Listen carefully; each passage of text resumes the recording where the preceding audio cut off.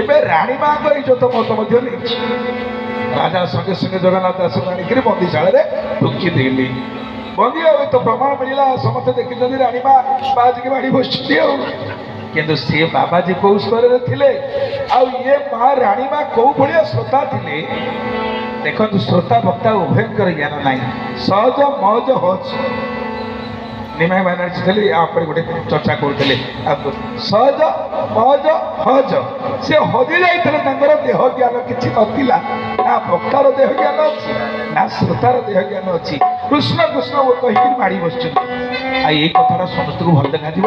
ଗୋଟେ ବାବାଜୀ କି ପୁଣି ରାଣୀ ମହାରାଣୀ ନିଜେ ପାଟ ମହାରାଣୀ ଗଜପତି ମହାରାଜାଙ୍କ ପତ୍ନୀ ମାଡ଼ି ବସିବ, ଏଇଟା କିଏ ହଜମ କରିପାରିବେ? କଥା ସାଙ୍ଗେ ସାଙ୍ଗେ ଗୁପ୍ତଚର ମାନେ ଜଣେଇଲେ ଜଗନ୍ନାଥ ଦାସକୁ ବନ୍ଦୀ ଘରେ ରଖାଗଲା।